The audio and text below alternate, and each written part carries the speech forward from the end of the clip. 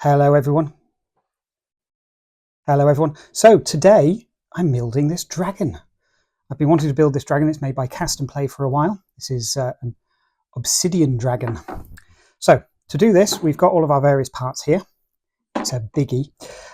So I've just made up some milliput to begin with because I know a couple of the fits are not perfect. So what we're going to do, we're going to just ring around some of these parts so that when we fit them, we'll get a little bit of extra filler in there whilst the glue does what it needs to do. And then we can always take off the excess later. Pop a ring of this around here. Might be slightly more than's needed. This way you can get a better fit, generally speaking.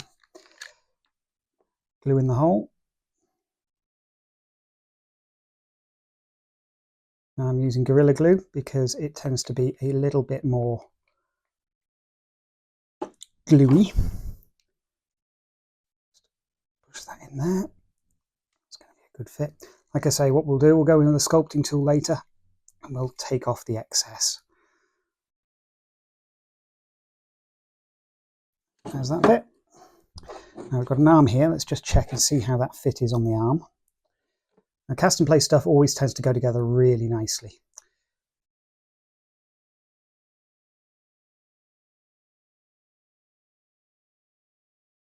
Make sure you get the right side, eh? Otherwise you can stick the arm in a claw hole. The fit there is pretty good, but it does look like it needs a little tiny bit just up on this corner. By doing this fill now, we can save ourselves quite a bit of time later. Having to try and push modelling putty into gaps is never fun. Now this print took around about 14 hours in total, and that was split across a few printers. Okay, that's good. Now the wings. It says, trying to remember which wing goes on which side. Oh, I think I had the right side.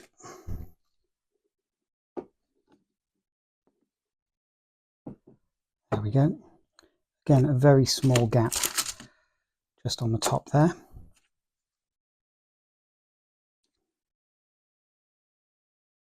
A little tiny bit of putty in on the other side. Now I'm actually using milliput silver.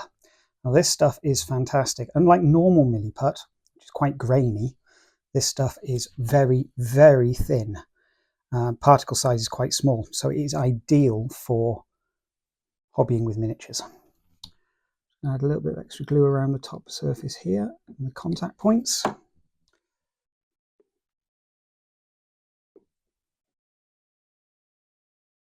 Goes in nice and neat.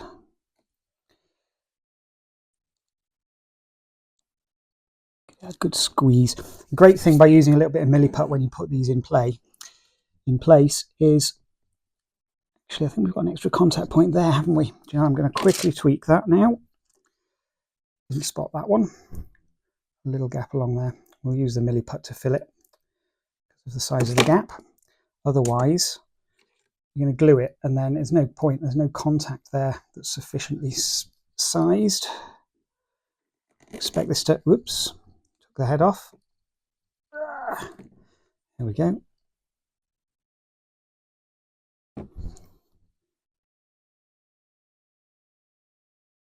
I'm just going to flatten that down slightly there. See just a small, actually that will get with some of this stuff later. A little bit of liquid green stuff. So this is the milliput, superfine white, we call it silver. Well, actually, saying that, we may be naming that wrong because actually I think there is a silver version of this, but superfine white is the one we know of. And that contact there is pretty good. This one we'll just use it to add a little bit of grip. Very thin amount there. It always tends to be on dragons, it's the wings where the contact point can sometimes be a little off. Obviously with resin you always get a little bit of shrinkage. Now in theory the shrinkage should be the same every single part, but invariably that is not the case.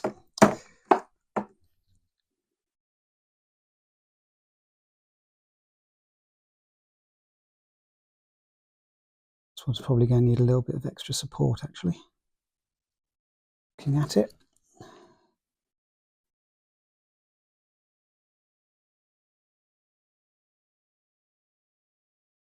Now, I know some people like to use a super glue accelerator, which will cause the glue to harden very quickly.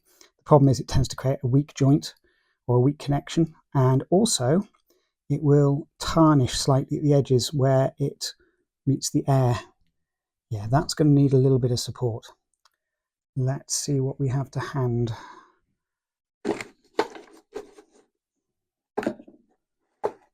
So what we have here is the Obsidian Dragon created by Cast and Play. It comes in 6 pieces, 1, 2, 3, 4, 5, 6, including the head, 6 pieces. It's a fantastic little model. I say little. The wingspan on this is bigger than anything Games Workshop has ever produced, I believe. Later on, we will do a little demonstration of the size difference between our dragon and a Games Workshop original, as it were. Now, I've just seen a little gap there, so I was going to fill it with a little bit of green stuff liquid. Actually, let's just push some in there. I need to get some sculpting tools on this later on, once this milliput has just gone off a little tiny bit more.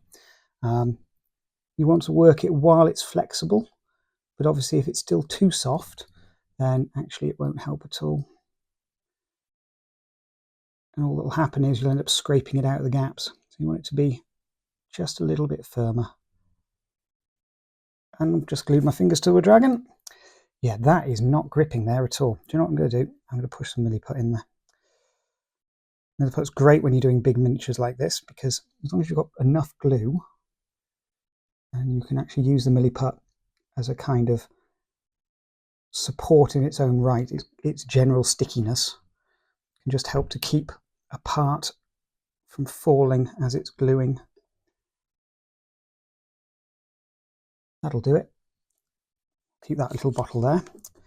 Now, this tail went on really well, but let's just stick with the whole adding milliput just to help give it some grip. One of the most difficult things when you're trying to build large models is the weight of the supported part versus gravity.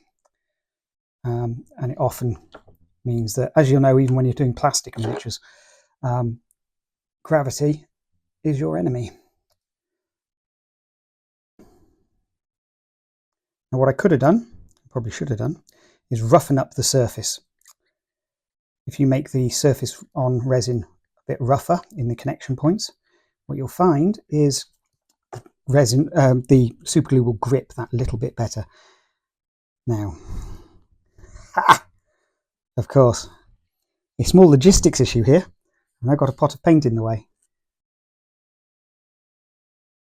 So it's going to need a little bit of extra filling by the looks of it.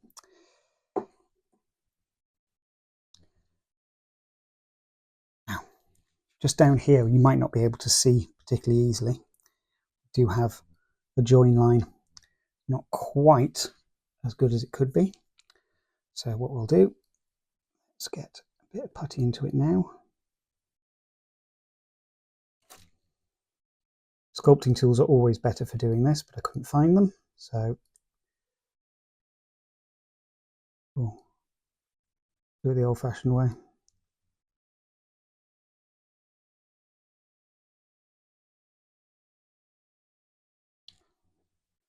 Water.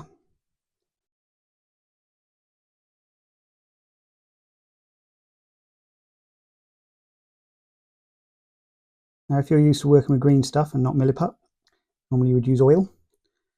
But with milliput, if you use oil, kind of works, but it also kind of makes it a bit stickier, we find. So we tend to go with a bit of water, which can also help in many respects to stop the surface from becoming too mucky as we're going along. Just going to do the same on these. Start to sculpt those in, take off any excess. My head has just come loose. Pop you back in there. Oh, that is starting to come together quite nicely, I think. Shall we take a look from the front? How about that? What a beast. So we do have a little bit of excessive milliputting around these edges. We can now just go in and start taking those off, plus dealing with any little areas where we've messed up. So this will have started to just harden off a little bit now, meaning that we can just start to chip it away a bit, whilst not removing it completely from where it's connecting, helping to hold the miniature on. And water very much helps with this process because it stops it from being able to stick quite so easily. There and there. And one thing that will end up happening is I will end up going in with a sculpting tool as soon as I find them later and just tidying some of these up.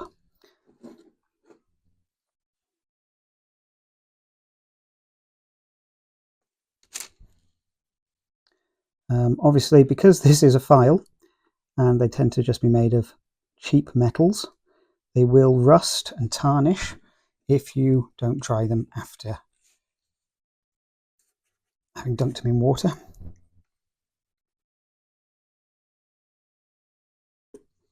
The tail's fallen off. Just check the alignment on that. Actually, it looks like it might be a little off.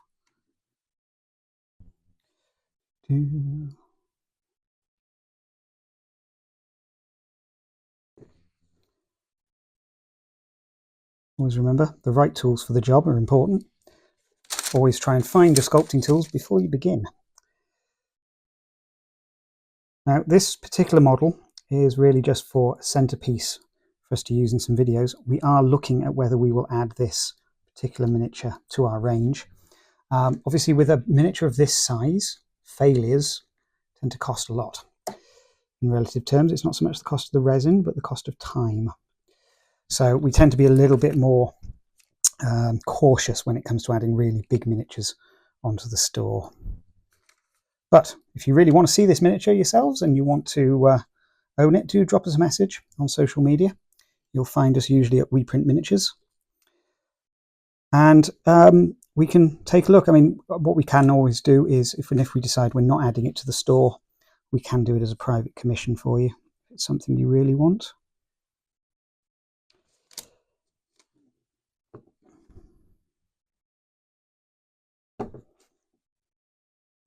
That wings up here is holding quite well. It's just this tail now. So again, what I'm really doing here is just pushing some material into the gaps.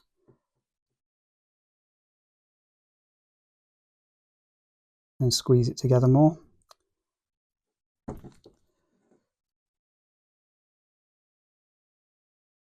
It will do two things. It will fill the gap and help it stick just that little bit better. Now I'm just going to smooth this out, a bit of water, and scrape it away.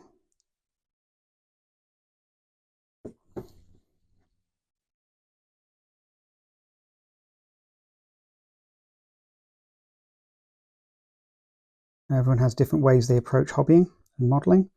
You may have your own particular preferred method for dealing with these very large joins. This is what I've always found works quite well for us.